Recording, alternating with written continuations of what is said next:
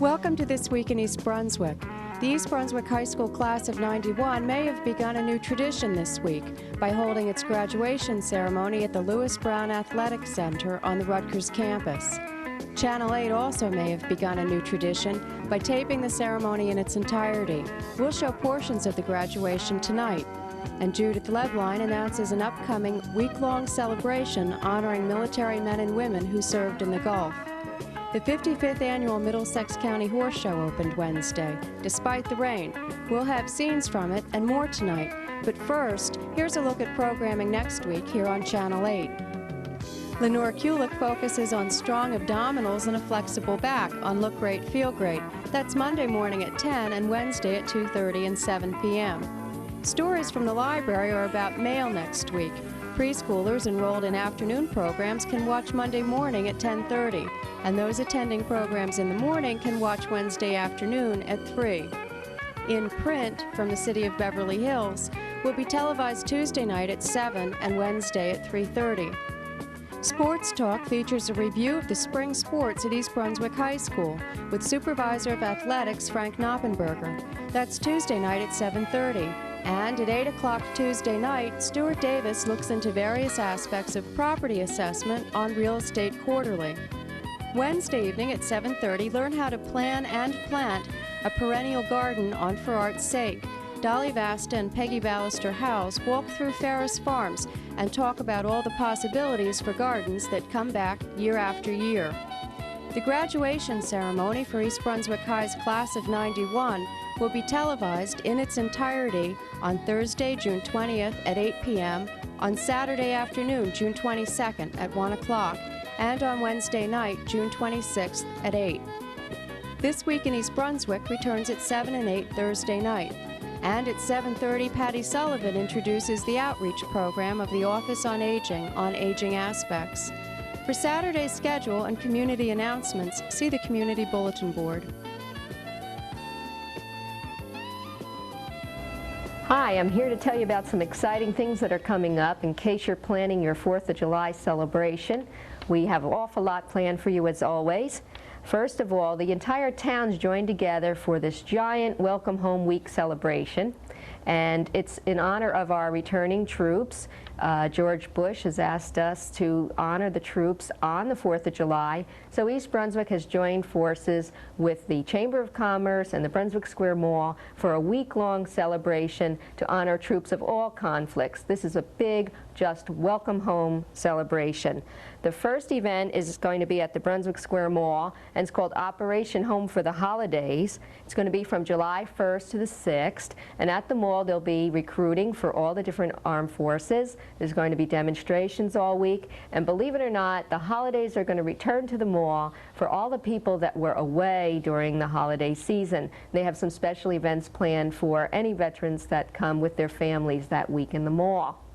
Also, the East Brunswick Chamber of Commerce has rearranged their annual schedule for Chamber Week. So their Chamber Week will be from July 1st through 7th, and every member of the Chamber is going to have their American flags out, their chamber signs, and being offered specials for the whole community to be able to come out and celebrate and honor the troops returning. Also, the annual 4th of July fireworks. I know you can't wait to hear about that. The Township Council authorized the department to really make this year's celebration special. So the fireworks, which are held at the Middlesex County Fairgrounds on Cranberry Road on the 4th of July, will be accompanied by music. There'll be patriotic music choreographed to the different explosions for the fireworks, and that's going to be from 7 to 9. It starts with some entertainment. It's called First Class Act. They're a super 50s and 60s group, and I know that you'll enjoy them. And come on out for the whole night. Come early. There'll be vendors there. You can get something to eat. The kids can play. And also, to tie in the week-long celebration, the Chamber of Commerce is going to provide 2,000 flags for the first 2,000 visitors at the fairgrounds. Now, you know that if it rains, it's going to be on the next evening on July 5th. And you don't want to come too late because parking is there, but you got to get there early. Bring your chairs and bring your blankets and bring your bug spray. But I know that you're going to enjoy it this year. And then to finish up the week is a very special event called the Welcome Home Concert. And this is sponsored by the Brunswick Square Mall and the Township. And what it is a special concert for our veterans, not only of our community, but all the communities that surround East Brunswick. It's going to feature the Tim Gillis Band. It's free. It's at 3 o'clock, and that's rain or shine because we're in the center hall of the mall. And at that concert, the Township Council's proclamation declaring the week Welcome Home Week in East Brunswick will be read and presented to an Operation Desert Storm veteran. So that's free, and again, we're welcoming veterans from all over Middlesex County, and we have reached out to other townships to also pass the same kind of proclamation. So we're really excited about this whole week-long celebration. We hope that the veterans in our communities from all different conflicts feel that this is their welcome home. If you have any information needs, or you need directions, or you have some doubts about rain or shine, give us a call at 390-6797, and have a safe and happy holiday, and we hope to see you all there. This week and this year marked the 30th annual graduation of the senior class at East Brunswick High School. This year, however, tradition changed, and the ceremony was held at the Lewis Brown Athletic Center on Rutgers campus. The decision to hold graduation in Piscataway was due in part to the risk that weather imposes on an outdoor ceremony. Size was another factor. This year, graduating seniors could invite as many guests as they wanted because the Rutgers facility can accommodate up to 9,000 people. In the past, the ceremony was held at the J. Doyle Field at East Brunswick High School. Students were limited to only a few guest tickets, and guests were subjected to limited parking. This year's class was considered a small one, with 535 graduating seniors. Senior class president and Channel 8 employee Scott White addressed his peers. As East Brunswick High School has been recognized for its outstanding merits, we too, as the class of 1991, have been recognized among the best throughout the state and the nation.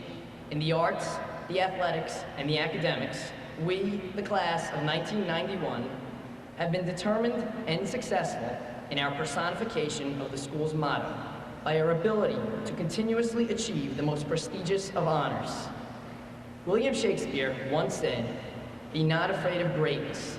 Some are born great, some achieve greatness, and some have greatness thrust upon them."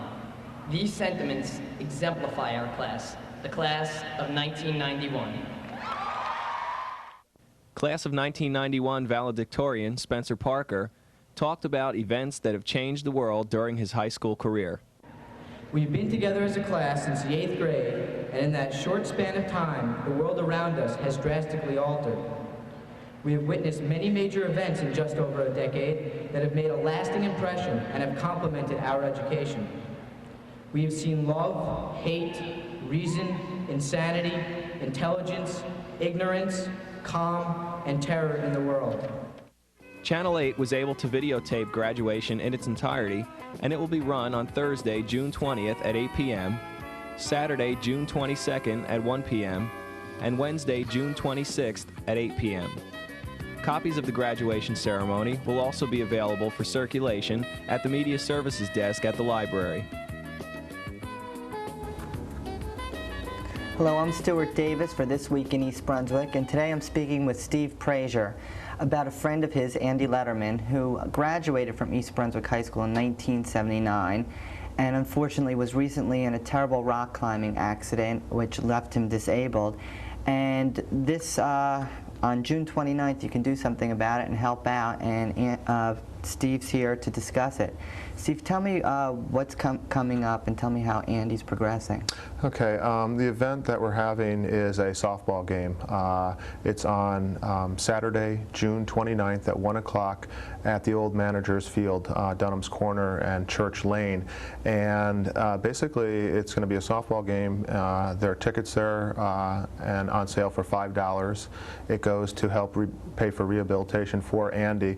It'll feature the New York Giants, members of the New York Giants, playing a local softball team that is made up of a number of teams in the area too. So everybody was nice enough to donate time for this cause too. So on June 29th, people in East Brunswick will get to play softball with the Giants? Yeah, basically well, actually it's more participation, and you can actually meet some of the Giants too. They'll be there a little bit before and a little bit after too, so it's a nice time to meet these stars of our Super Bowl victors. Right, and it's a good cause. Tell me a little bit about Andy and what happened to him. Okay, about a little more than a year ago, Andy had a really terrible rock climbing accident in Shawgunks, which are famous for rock climbing, and severe head injury. He was brought to a local hospital there, they had to stabilize him at that point, spent about 2 months there, and then was sent to a facility in Camden for rehabilitation, both mental and physical. Things did not progress there as much, so he's now in Austin. Went there probably in February and he's been there ever since, and he's making progress both in a mental capacity and physical capacity. Definitely not 100% yet, so the expenses have been really significant. He did not have insurance. This is the bottom line with the problems. Mm-hmm. So we're now trying to get together as a community and raise funds for him. How are you going to, if somebody wants to go, how do they get there? Okay, well, there's information. First of all, the phone number is 390-3333. You'd want to either speak to Art or Barbara Letterman, and that's Andy's parents, and they can give more information about tickets. And the location is on, again, Dunham's Corner Road and Church Lane, near Dallenbach's, the swimming center. So 1 o'clock, again, Saturday, June 29th. Okay, and Andy was the type of person, he was very involved in the community and environmental issues. Yeah, he really played a significant role in a lot of watershed preservation awareness. There's a number of watersheds up in the Bergen County area which is very saturated with people and development. They made aware the problems that surrounded these reservoirs of drinking water, and it's gotten to the state level where the state is now considering enacting legislation based on what this group, Andy was a part of this group called SWAN. So this group has basically been in the forefront of watershed preservation. I mean, it's our drinking water, and it's something that we need to be aware of, and the quality of that water needs to be kept at very high standards. So he's done a lot with that. He's also very active outdoors, and we have a number of pictures too about him, showing him in Mount Marcy up in New Hampshire, also Labrador, which is northern Canada. Basically, it's him and the environment up there and the people that he went with. So. Having had this type of experience happen to your best friend, has it opened any insight to you that you could advise other people to? Well, it's tough. Andy is my best friend. There's no doubt about it. It's a significant loss too, because he's a different type person like I am. I view ourselves as very progressive, open-minded, and very supportive of each other too. So, not being able to talk to someone, about deep feelings is hard. I really don't have that person right now in my life. Be safe. Rock climbing, he didn't have a helmet. He did not have a helmet, and it was a major mistake. And you just have to be really careful when doing any activities like that. And, it makes you really appreciate life to its fullest, because he really was someone that really loved life a lot. And he's now kind of spinning his wheels a little bit now until he gets better and is able to function in a more normal state. Okay, well, East Brunswick is hopefully that type of compassionate community that will help. That's a fundraiser for Andy Letterman, June 29th, 1 o'clock.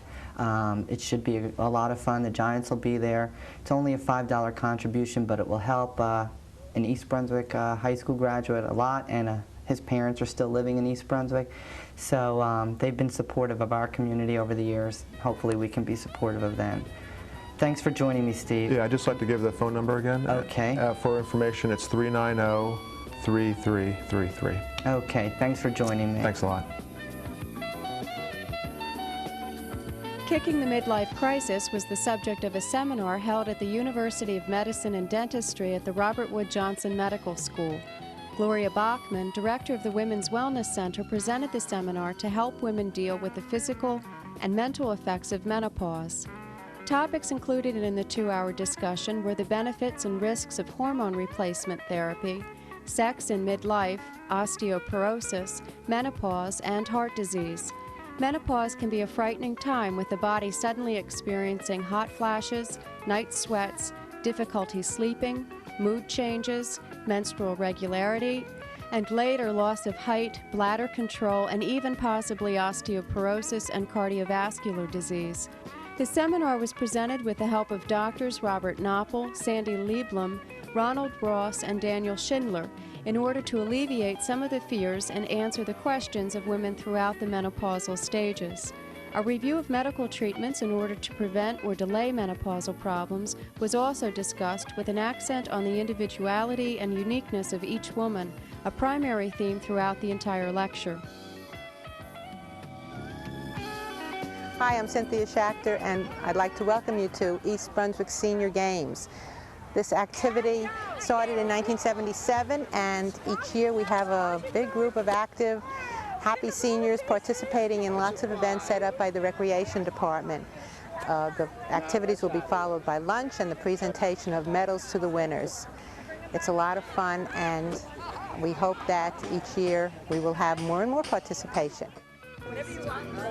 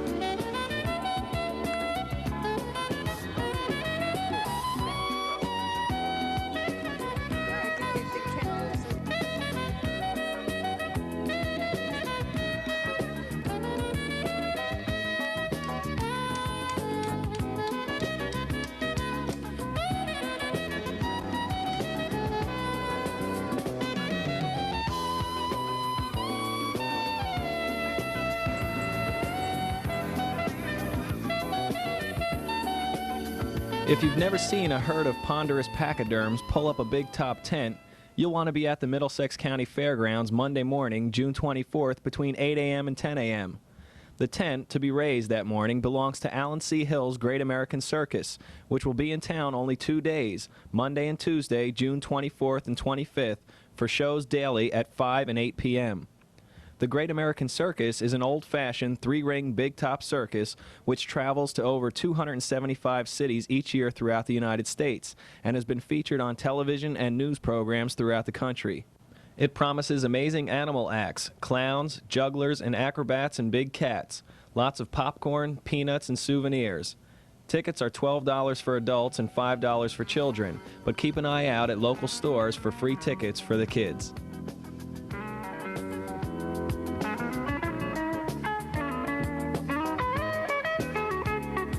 Hi, my name is Joe White, and this is Rose Nemes.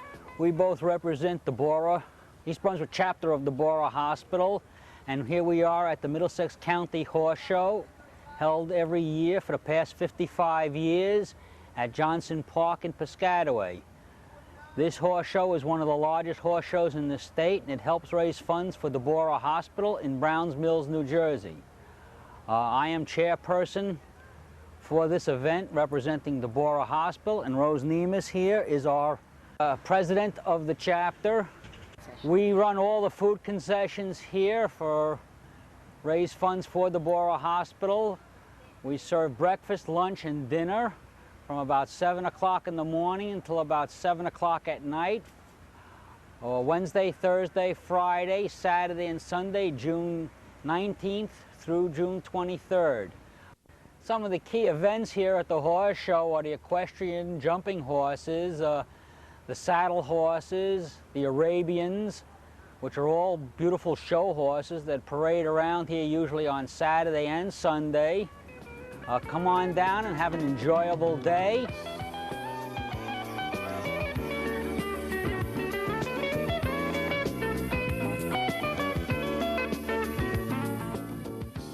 Hi, here I am to remind you about the 4th of July fireworks sponsored by East Brunswick Township as a part of the Welcome Home Week celebration. You don't want to miss it. It's at the Middlesex County Fairgrounds on the 4th of July. It starts at 7. The entertainment will begin at 7 with First Class Act, a 50s and 60s group. You're going to love them. Come on down early. We have vendors for different kinds of foods and drinks and even some entertainment for the kids. The East Brunswick Chamber of Commerce has promised the first 2,000 people American flags to wave during the celebration. And also this year, the fireworks will be choreographed to music. It's going to be the biggest and the best show ever. If it should rain, we'll have it on July 5th, but we're counting on no rain. Keep your fingers crossed. If you have some questions, you can call us at 390-6797. Have a safe and happy holiday. Hi, I'm Peggy Ballister-Howells, and we're here in my backyard with these beautiful lilies that are in bloom and the daylilies right behind. It's a cool morning in June and a wonderful time to be out here harvesting and looking at the flowers, and after a rain last night you can see that there's still even moisture on the leaves. Now in this bed we have broccoli and cauliflower. It's always good to plant that in a fresh bed each year to keep the insect and disease down, and you can see here that this cauliflower has already been harvested. In fact, I ate it for dinner just a couple of nights ago. And I'm going to pull this plant out. There's no reason to leave the cauliflower plants in the ground. It's going to go into the compost pile because once you harvest cauliflower, that's it. You don't get any more. Broccoli, on the other hand, you can see that there's a couple of them that have been harvested. I will leave because they will continue to send up side shoots that can be harvested throughout the summer. Now, these cauliflowers are a little bit past their prime. You can see that they're starting to send up little shoots. They're elongating. They're not as tight as they should be. You can only eat so much cauliflower at any one time, so these have sat for a couple of days too long. But we're going to harvest them right now. They're certainly still edible. These leaves can be tossed onto the compost pile. Give them a good wash, soak them in some water. It is possible that you can have little insects in and among the head, the developing head, and you certainly don't want to have them. So let's harvest all three of these. It's interesting to know that broccoli and cauliflower are actually the same genus and species. They've just been cultivated for so many years that they have developed differently. And the part of the plant that we eat is going to be eventually, if we left it here, the flowers that will eventually turn to seed, and that's how broccoli and cauliflower grow. And I think these are going to be stir-fried for dinner tonight with maybe just a little onion and some butter. We'll see you here in the backyard next week. Bye-bye. Patricia Ann Acacia. Margaret Ackerman. Deborah Catherine Allers. Daniel Arminio. Derek R. Barrett. Jeffrey P. Bailiff. Donna L. Amiano. Tino Anagnoscu. Diana Amoroso. Michelle Amin. Iyad Assad. Joseph Agnes.